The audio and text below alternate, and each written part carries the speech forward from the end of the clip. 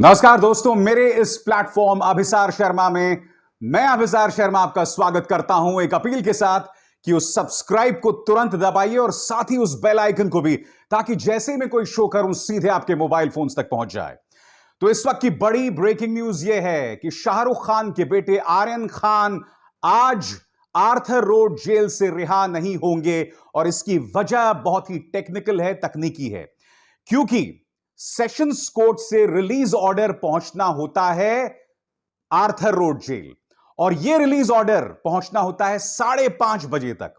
मगर दो कारणों से 5:30 बजे तक यह ऑर्डर नहीं पहुंच पाया। पहली बात, क्योंकि जो नारकोटिक्स कंट्रोल ब्यूरो का जो कोर्ट है वहीं पर काफी देरी हो गई। और दूसरी बात दोस्तों, मुंबई का ट्रैफिक आप जानते हैं किस तरह का है। तो सतीश मानशिंदे, जो कि वो ऑर्डर लेके खुद जाने वाले थे, वही वहां पर देरी से पहुंचे। तो एक तरह से कहा जा सकता है कि अभी एक रात का और इंतजार करना पड़ेगा शाहरुख खान और गौरी को आर्यन की रिहाई को लेकर। मगर एक बहुत ही दिलचस्प नजारा दिखा दोस्तों। क्या आप जानते हैं कि जमानत की शर्तों में एक शर्त है कि आपको आपकी जमानत, एक जमानती चाहिए होता है, और जमानती के तौर पर शाहरुख खान की खास दोस्त और फिर भी दिल है हिंदुस्तानी फिल्म में जो उनकी को स्टार थी, डर में उनकी जो को स्टार थी, जूही चावला, वो बतौर गारंटर पहुंची। इन दोनों के बीच जो रिश्ता है ना दोस्तों, बहुत ही मजबूत रिश्ता है, बहुत अच्छे दोस्त हैं दोनों। और इस मुश्किल मौके पर भी जूही चावला जो है अपने दोस्त शाहरुख खान के साथ खड़ी नजर आई।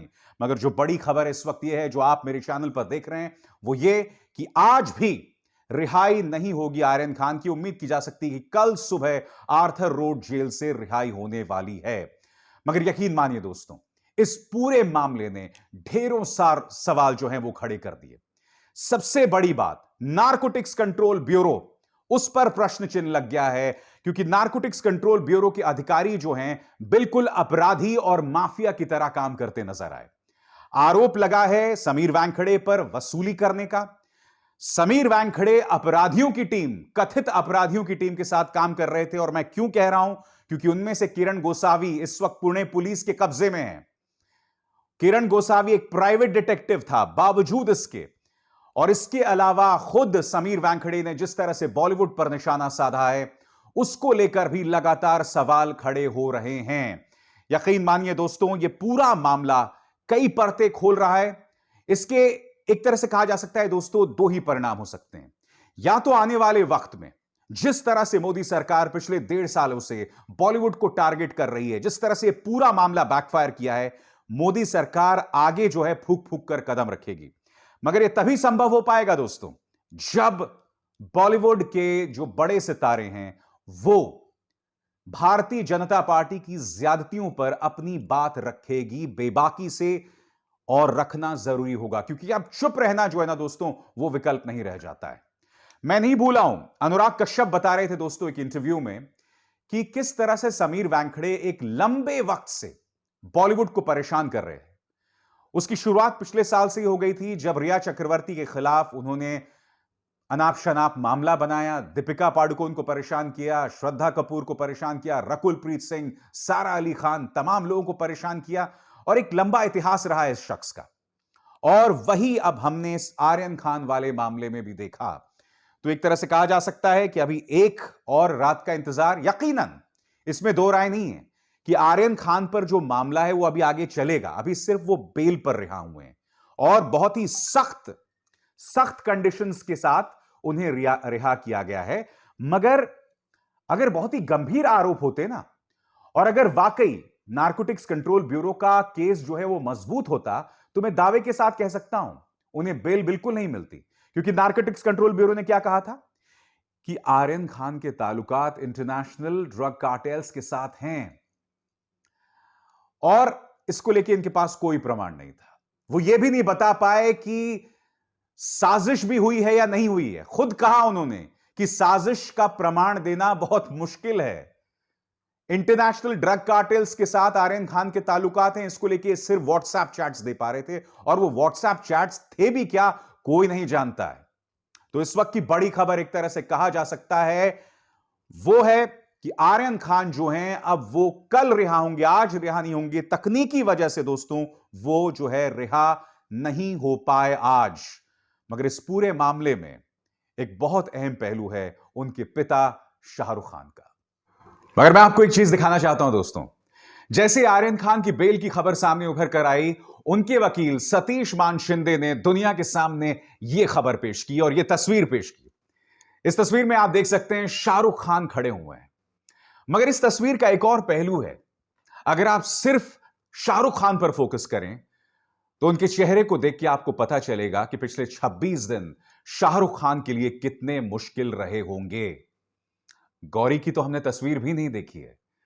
आप कल्पना भी नहीं कर सकते हैं कि एक मां को किस तरह के नर्क से गुजरना होगा, खासकर इस बात की पृष्ठभूमि में कि उनके बेटे को के पास ना कोई ड्रग्स मिले और नारकोटिक्स कंट्रोल ब्यूरो ने बाकायदा एक साजिश करके शाहरुख खान पर निशाना साधने के लिए उनके बेटे को फंसाया।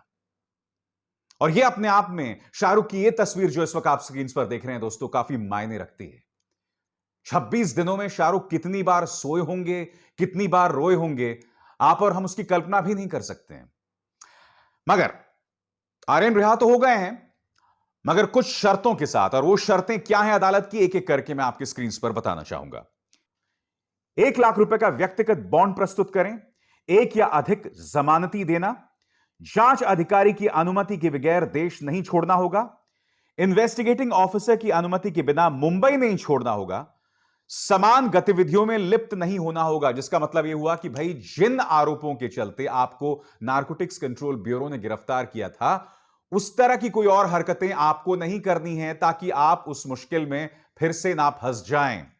इसके बाद मामले के बारे में मीडिया को कोई बयान नहीं देना होगा। हर शुक्रवार को नारकोटिक्स कंट्रोल ब्यूरो के कार्यालय में उपस्थित होना होगा।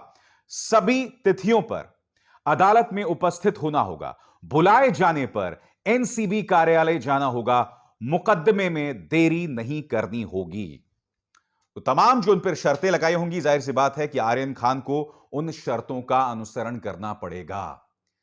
मगर यकीन मानिए दोस्तों, एक ऐसा मामला है जिसने 26 दिनों में सारा खेल पलट दिया। आपको याद होगा 3 अक्टूबर को जब आर्यन खान की गिरफ्तारी हुई थी, तब वो विवादास्पद प्राइवेट डिटेक्टिव किरण गोसावी इनके साथ सेल्फी खिंचवा रहा था। उस वीडियो में वो आर्यन खान को किसी से फोन पे बात करा रहा था।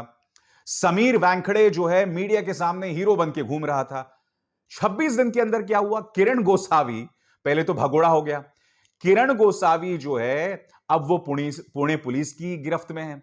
समीर वानखेड़े जो हैं वो गिड़गिड़ा रहे हैं अदालत के सामने कि भैया मुझे गिरफ्तार मत करो। मुंबई पुलिस ने कहा है नहीं नहीं, तुम्हें हम 3 दिन का नोटिस देंगे गिरफ्तार करने से पहले। और सबसे बड़ी बात, समीर वानखेड़े की पत्नी क्रांति, उन्होंने उद्धव ठाकरे को खत लिखा है। उन्होंने कहा कि मैं एक मराठी लड़की हूं और अगर बाला साहब ठाकरे जिंदा होते तो मुझ पर इस तरह से निशाना नहीं साधा जाता। मैं अपनी बहन क्रांति से एक सवाल पूछना चाहता हूं। आज से 1 साल पहले बगैर किसी सबूत के रिया चक्रवर्ती को आप ही के पति ने टारगेट किया था। आप ही के पति ने उनके खिलाफ मीडिया को भ्रामक जानकारियां लीक की थी। फिर हम नहीं भूल सकते किस तरह से दीपिका पादुकोण को बुलाना, 12-12 घंटे उनसे पूछताछ करना, श्रद्धा कपूर को बुलाना, रकुलप्रीत सिंह को बुलाना। ये तमाम चीजें हैं आपके सामने। क्रांति के साथ मेरी पूरी हमदर्दी है, मगर हकीकत यह है कि आपके पति ने आज से 1 साल पहले इसी तरह से रिया चक्रवर्ती को टॉर्चर किया था, उनके परिवार की जिंदगी बर्बाद कर दी थी। और आज क्या हुआ, किसी चार्जशीट में है रिया चक्रवर्ती का हाथ। बड़ी बड़ी बातें की गई थी कि रिया चक्रवर्ती ने उनका सारा पैसा हड़प लिया, सुशांत राजपूत का मर्डर कर दिया गया। कोई सबूत नहीं है, कोई सबूत नहीं है। बस हां, इन्होंने कुछ बॉट्स तैयार कर लिए हैं, कुछ ऐसे बॉट्स जो कि सुशांत सिंह राजपूत के नाम पर भ्रामक जानकारियां सोशल मीडिया पर फैलाते रहते हैं। मगर यकीन मानिए दोस्तों, शाहरुख खान की चुनौतियां खत्म नहीं होने वाली है। आने वाले दिनों में और भी मुश्किलें आएंगी और अगर मीडिया खामोश रहा तो यकीन मानिए इसी तरह से उन्हें टारगेट किया जाता रहेगा।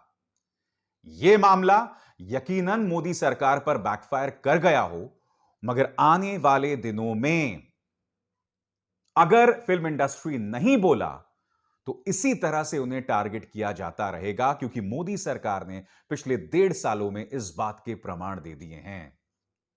इसकी शुरुआत हुई थी आमिर खान के साथ, जब आमिर खान ने अपनी बीवी का हवाला दिया था और यह कहा था कि मेरी बीवी अपने बच्चों को लेकर डर रही हैं और यह सोच रही हैं कि मुझे किसी दूसरे देश में चले जाना चाहिए। उस बात को लेकर जब आमिर खान को टारगेट किया गया था, उनकी हर फिल्म को टारगेट किया गया था, जिन जिन ब्रांड के साथ वो जुड़े थे उन्हें टारगेट किया गया था, वो जो सिलसिला शुरू आ रहा है दोस्तों, वो अब शाहरुख खान के जरिए आगे बढ़ रहा है। और आने वाले दिनों में न जाने क्या होने वाला है दोस्तों, क्योंकि यह सरकार तमाम लक्ष्मण रेखाएं पार करना जानती है। बार बार कहता हूं, फिर दोहराना चाहूंगा दोस्तों, माफिया में भी जब युद्ध होता है ना, तो बच्चों को बख्शा जाता है, मगर इस सरकार ने तमाम हदों को पार कर दिया है। एक बार फिर आप सबसे अपील दोस्तों कि इस कार्यक्रम को ज्यादा से ज्यादा लोगों तक पहुंचाएं। अभिसार शर्मा को दीजिए इजाजत। नमस्कार।